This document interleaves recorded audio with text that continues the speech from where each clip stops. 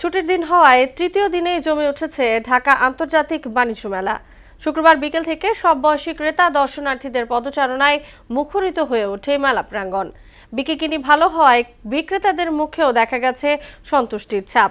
আর মেলার সার্বিক পরিবেশ ও নিরাপত্তা নিয়ে সন্তোষ জানিয়েছেন দর্শনার্থী ও ক্রেতারা। ইসিউ সেলিমের প্রতিবেদন। রাজধানীর উপকণ্ঠ পূর্বাচলের বাংলাদেশ চায়না ফ্রেন্ডশিপ এক্সিবিশন সেন্টারে চলছে 29তম ঢাকা আন্তর্জাতিক বাণিজ্য মেলা। প্রতিবার প্রথম সপ্তাহে মেলা ক্রেতা দর্শনার্থীর উপস্থিতি কম থাকলেও শুক্রবার ছুটির দিন হওয়ায় মেলা শুরুর তৃতীয় দিনে জমে উঠেছে এবারের মেলা।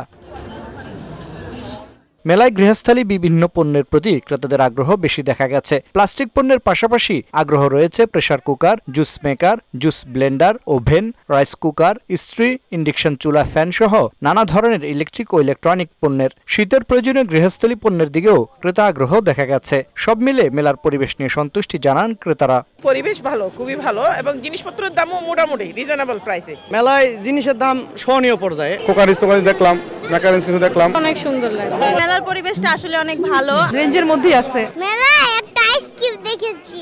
এবারকার সবকিছু খুব ভালো, মোটামুটি পাইতেছি ডিসকাউন্ট। অনেক ভালো লাগছে। ঘুরতেছি, দেখতেছি। মেলায় এখনো বেশ কিছু স্টলের কাজ চলমান থাকলেও ছুটির দিনে বেচা বিক্রি ভালো হওয়ায় সন্তুষ্ট দেশি বিদেশি বিক্রেতারা। আজকে একটু কাস্টমার বেশি আছে, সেলও একটু মোটামুটি আছে।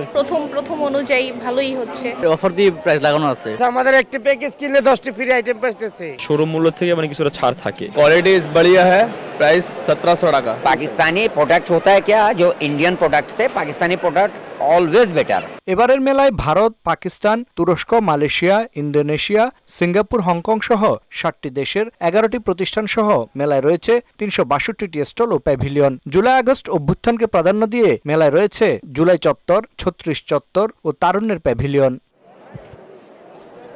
এস ইউ সেলিম, মোহনা সংবাদ, ঢাকা।